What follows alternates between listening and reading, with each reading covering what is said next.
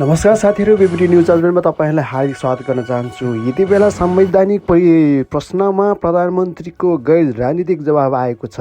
आफ्नै पार्टीभित्र असहयोग भएको भनेर एउटा गैर असंवैधानिक गैर जवाफ संसद विघटनको आएको छ। यो अपडेट तपाईँलाई कस्तो लाग्छ? यदि तपाईँलाई मन परेको छ भने तपाईँले यो भिडियोलाई लाइक, कमेन्ट एन्ड नयाँ हुनुहुन्छ भने सब्सक्राइब गरेर छोडिदिनु होला भन्ने चाहन्छु।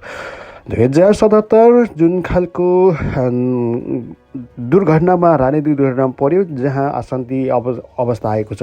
प्रतिनिधि सभा विघटन किन गरेको हो भन्ने संवैधानिक प्रश्नमा संविधान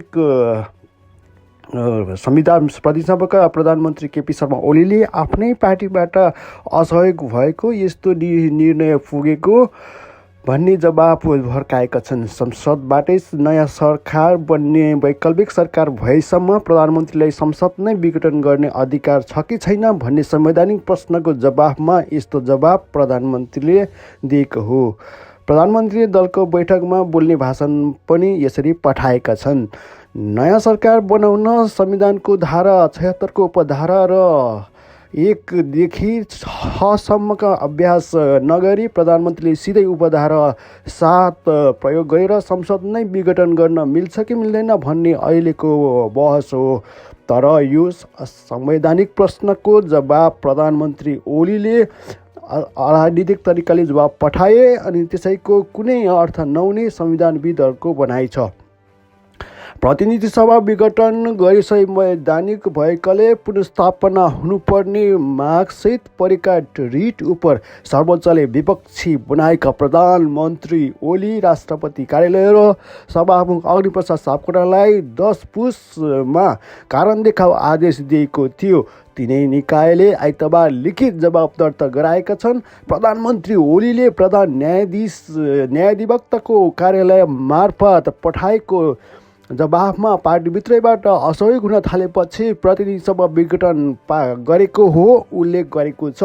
सरकार सञ्चालनको पहिलो वर्ष हुन नपाउँदै सरकारलाई असहयोगको अवस्था आफ्नै पार्टीबाट प्रकट हुन थाल्यो।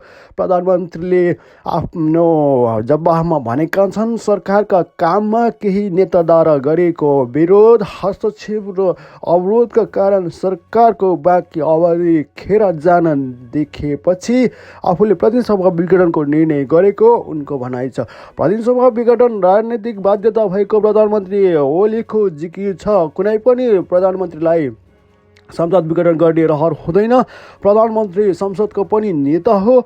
विघटनको अधिकार कहिल्यै पनि रहरले प्रयोग गरिँदैन, आवश्यकताले गरिन्छ। यो राजनीतिक बाध्यता र अनिवार्यताको उपजको रूपमा रहेको हुन्छ भन्ने उनको तर्क थियो। प्रधानमन्त्री ओलीले सरकारलाई निष्भ्रमभावी तुल्याउने प्रयास चिर्न कुनै पुनः निर्वाचनको आवश्यकता परेको बताएका छन्। आफूमाथि दलभित्रैबाट आरोप पत्र प्रस्तुत हुनुका साथै प्रायोजित रूपमा आफू विरुद्ध अनर्गल प्रचार भएको उनले लिखित जवाफमा उल्लेख गरेका छन्। विघटनलाई बृहत राजनीतिक दृष्टिकोणबाट हुनुपर्ने भएकाले न्यायिक निरूपणको विषय बनाउन नहुने प्रधानमन्त्रीको भनाइ छ। उनले भनेका छन्, प्रतिनिधि सभाको विघटन गरे निर्वाचनमा जाने विषय नितान्त राजनीतिक विषय हो। यस्ता राजनीतिक प्रश्नमा अदालत प्रवेश नगर्ने संवैधानिक अभ्यास रहेको छ। तर संविधानविद भीमा अर्जुन आचार्यले यसअघि पनि पटक प्रतिनिधि सभा विघटनका विषयमा अदालतमा प्रवेश गरिसकेकाले यसलाई राजनीतिक प्रश्न भन्न नमिल्ने बताए। यसअघि 4 पटक संसद विघटनको विषय अदालतमा गइसकेको छ अनि यो राजनीतिक प्रश्न कसरी भयो? संविधान कुन धारा प्रयोग गरेर उहाँले विघटन गर्नुभयो भन्ने कुरा संवैधानिक विषय हो उनले भने। सर्वोच्चलाई दिएको जवाफमा पनि समृद्धिको नारा प्रधानमन्त्री ओलीले सर्वोच्चलाई दिएको जवाफ पनि आफू नेतृत्वको सरकारको प्रशंसा गर्न छुटाएका छैनन्। सरकारले विकास निर्माणको काम गरेको भन्दै उनले आफ्नो एकमात्र उद्देश्य समृद्ध नेपाल र सुखी नेपाली रहेको र त्यसबाहेक कुनै स्वार्थ नरहेको उल्लेख पारेका छन्। भाषणमाझै उनले ठाउँ ठाउँमा बिम्ब समेत लिखित जवाब उल्लेख गरेका छन्। सरकारले छोटो समयमा हासिल गरेको उपलब्धि आम जनतामा उत्साह सिर्जना भएको छ, विकास सम्भव छ र गर्न सकिन्छ भन्ने विश्वास जनतामा बाँड्दै गएको छ। उसले भनेका छन्, देशमा सुशासन ल्याएको, भ्रष्टाचार नियन्त्रण गरेको, गर्नेलाई कारबाहीको दायरामा ल्याएको दाबी छ। सर्वोच्चलाई दिएको जवाफमा प्रधानमन्त्री ओलीले यस्तो खालको जवाफ दिएपछि आफ्नो 5 दशक लामो राजनीतिक जीवनका विषयमा पनि उल्लेख गरेका छन्। लोकतन्त्रप्रतिको प्रतिनिष्ठा, अटल र जनाधिकारका लागि मैले कहिल्यै सम्झौता गरेको छैन भनेर भनेका छन्। यस्तो नेपालको धरती, नेपालको प्रकृति, नेपालको समृद्धि तथा नेपालीको सुख, सम्मान, सुरक्षा, स्वाभिमान बाहेक मेरा लागि अन्य कुनै स्वार्थको विषय छैन भनेर सर्वोच्चलाई प्रधानमन्त्रीले यस्तो लेखेका छन्। तर संविधानविदहरू यस्ता कुराको अदालतमा कुनै पनि औचित्य नहुने बताउँछन्। अहिले अन्य कुरा धेरै गर्नुभयो भन्नुभएको अर्थ हो उहाँको कानुनी आधार कमजोर छ। जवाफमा के लेख्ने त्यो आफ्नो खुसीको कुरा हो। तर सामान्यतया सरकारको वर्णन राजनीतिक यात्रा, काम कारबाहीको विषयमा बोल्ने गरिन्न, संविधानविद भीमार्जुन आचार्यले भन्नुभयो। आचार्यको भनाइ छ, अर्का संविधानविद विपिन अधिकारीले पनि समर्थन जनाए। अदालतले कानुनी र संवैधानिक विषयलाई मात्रै हेर्ने उनले बताए। लिखित जवाबमा धेरै कुराहरू लेखे पनि अदालतले कानुनी र संवैधानिक विषयलाई मात्र हेर्छ उनले भने। संविधानले दिएको अधिकार दिएको जिकिर यो कुरा थियो। संविधानले कार्यकारी प्रधानमन्त्रीलाई प्रतिनिधिसभा विघटनको अधिकार दिएको प्रधानमन्त्री ओलीको दलिल छ। संसदीय प्रणालीमा प्रतिनिधि सभा विघटन प्रधानमन्त्री रहेको अन्तर्निहित अधिकार भएको भन्दै उनले विघटन विरुद्ध परेको रिट खारेजी माग गरेका छन्। संविधानको धारा 85ले प्रतिनिधि सभाको कार्यालय अगावै विघटन हुन सक्ने अवस्था स्वीकार गरेको प्रधानमन्त्री ओलीको जिकिर छ भने संविधानको कुनै पनि व्यवस्था प्रधानमन्त्रीको संसद विघटन गर्ने कार्यकारी अधिकारलाई अंकुश लगाएको छैन। उनले जवाफमा उल्लेख गरेका छन्।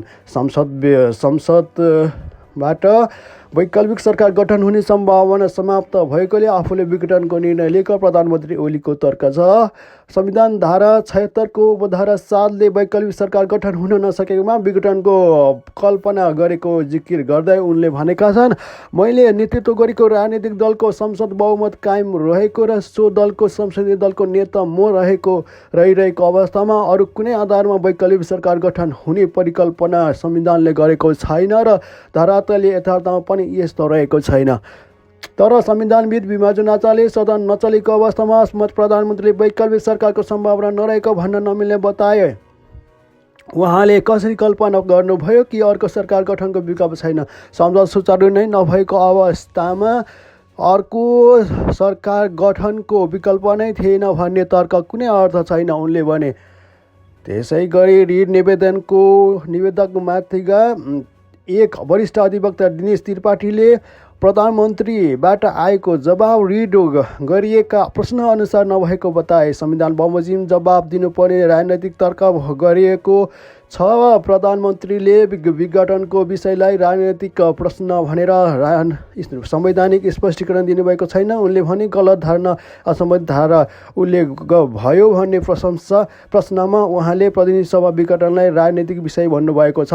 प्रधान न्यायाधीश चोलेन्द्र शमशेर जबरा सहित न्यायाधीशहरू हरिकृष्ण कार्की, विश्वम्भर प्रसाद श्रेष्ठ, अनिल कुमार सिन्हा र तेजबहादुर केसीको संवैधानिक इजलासले विपक्षीहरूलाई 19 पुसभित्र कारण देखाउ आदेश दिएको थियो। प्रतिनिधि सभा विघटनको सिफारिस निर्णयको सक्कलै प्रति इजलासले मगाएको छ। सर्वोच्चका प्रवक्ता भद्रकाली पोखरेलले अदालतले मगाएका सबै कागजात आइसकेका बताए। आज पेश गर्नुपर्ने प्रमाण लगायतका सबै कागजात दर्ता भइसकेका छन्। कार्यालयको अन्तिम समयतिर दर्ता भए उनले भने। प्रमाणका रूपमा प्रतिनिधि सभा दर्ता भएको भनिएको प्रधानमन्त्री ओली विरुद्धको अविश्वासको प्रस्ताव र दर्ता भएको मिति तथा समय समेत खुल्ने गरी कागजात झिकाइसकेको छ। यससँगै प्रतिनिधि सभा विघटन हुनु तत्काल अघि संसदको विवरण पनि इजलासले मागेको छ। यसैगरी भीमार्जुन आचार्य भन्छन्, अदालतमा संविधानका धारा तथा तथ्य बोल्ने हो, राजनीतिक विषय होइन। अदालतमा राजनीतिक अवस्था लगायतका कुराहरूको केही अर्थ हुँदैन। प्रधानमन्त्रीले आफूलाई गरेको प्रश्नको कानुनी तथ्य हिसाबमा खण्डन गर्ने हो। लिखित जवाफ दलको राजनीतिक अवस्था देखाउँदै कारण संसद विघटन गर्न पाइन्छ त।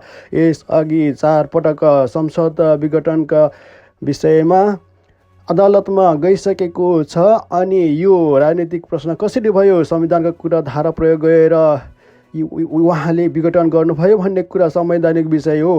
अर्को कुरा उहाँले कसरी कल्पना गर्नुभयो कि संसदबाट अर्को सरकार बन्ने विकल्प नै थिएन, संसद सुचारू नभइकन अर्को सरकार गठनको सम्भावना थिएन भन्ने तर्क अर्थ छैन। संविधानविद विभिन्न अधिकारी महाजन दलले राजनीतिक विषय अलग राखेर संविधानको विषय मात्र हेर्ने हो, त्यही नजिर बस्छ भन्नुभएको छ। त्यसै गरी सभामुखको जवाफमा नवनिर्वाचित संस्थामा हस्तक्षेप भयो, प्रतिनिधि सभा पुनर्बहाली गरी पाऊँ भनेर संसद सचिव सर्वोच्च समक्ष सभामुखले जवाब एउटा निवेदन दिनुभएको छ। र उता सभामुख अग्निप्रसाद सापकोटाले अहिलेको अवस्थामा प्रधानमन्त्रीले प्रतिनिधि सभा विघटन गर्ने कुनै अधिकार नभएको भन्दै सर्वोच्च अदालतमा जवाब पठाएका छन्। सर्वोच्च अदालतले आदेशअनुसार आइतबार प्रतिनिधि सभा विघटनको लिखित जवाब प्रस्तुत गर्दा सभामुख सापकोटाले प्रतिनिधि सभा विघटनलाई सार्वभौम सत्ता जनताको प्रतिनिधिमूलक संस्था संसद उपरको हस्तक्षेप भनेका छन्। यस्तो हस्तक्षेप नेपालको संविधान मर्म र भावनाहरू समेत देखिन नआएको हुँदा रिट निवेदकहरूको दाबी संविधान बमोजिम नै देखिएकाले प्रतिनिधि सभा विघटन हुन सक्ने कुनै आधार छैन जवाब उनले देखेका छन्। उनको नेपालको संविधानको धारा 76 मा प्रतिनिधि सभा सरकार गठन गर्ने विकल्प रहँदासम्म प्रतिनिधि सभा विघटन नहुने स्पष्ट भएको आफ्नो लिखित पत्रमा उल्लेख गरेका छन्। सभामुख सापकोटाले प्रतिनिधि सभा पुनर्बहाली हुन सक्ने संवैधानिक आधार रहेकोले समेत जिकी गरेका छन्। प्रतिनिधि सभा विघटन स्वतः खारिजी भागिरहेको सभामुखको भनाइ छ। सभामुखले आफू प्रतिनिधि सभा विघटनको विपक्षमा रहेको उल्लेख गरेका छन्। उनले पत्रमा प्रतिनिधि सभा विघटन भएको दिन संसद सचिवालय प्रधानमन्त्री विरुद्ध अविश्वासको प्रस्ताव पनि दर्ता भएको जानकारी गराएका छन्। राष्ट्रपतिको जवाब यस्तो रहेको थियो। राष्ट्रपतिले कार्यालय पेश गरेको जवाबमा पनि राष्ट्रपतिले संविधान प्रदत्त अधिकार प्रयोग गरेको दाबी गरेको छ। संविधानको धारा 66 को व्यवस्थाअनुसार प्रतिनिधि सभा विघटनको सिफारिस राष्ट्रपतिबाट स्वीकृत गरेको राष्ट्रपतिको कार्यालयले सचिव हरि पौडेलले पठाएको जवाबमा उल्लेख छ। संविधानको धारा 66 मा दुई संविधानका सङ्घीय कानुन बमोजिम कुनै निकायमा पदाधिकारी सिफारिस गरिने भनी किटानसाथ व्यवस्था गरेको कार्यभाग राष्ट्रपतिको सम्पादन गरिने उनको जुनसुकै कार्यालय पनि मन्त्रीपरिषदको सिफारिसलाई सम्मतिबाट हुनेछ। यस्तो सिफारिस सम्मति प्रधानमन्त्री मार्फत पेश हुने उल्लेख छ। प्रधानमन्त्री केपी शर्मा ओलीले पुस 5 मा राष्ट्रपति विद्यार्थी समक्ष प्रतिनिधि सभा विघटन गरी सिफारिस गरेको सोही दिन राष्ट्रपतिले उक्त सिफारिस सदर गरेकी थिइन्। तर संविधानले नदिएको अधिकार प्रयोग गरेर विघटन निर्णय भएको भन्दै हाल सर्वोच्चमा 14 रिट दर्ता भएको छ। यो अपडेट कस्तो लाग्यो? यो अपडेट तपाईँलाई मन परेको छ अथवा यस्तै अपडेट चाहनुहुन्छ भने तपाईँ नयाँ हुनुहुन्छ भने कृपया सब्सक्राइब गर्न नबिर्नुहोला। अर्को अपडेटमा बिदा हुन्छु, भेट हुन्छु र अहिलेलाई बिदा हुन्छु। नमस्कार, सबैको जय होस्, जय नेपाल।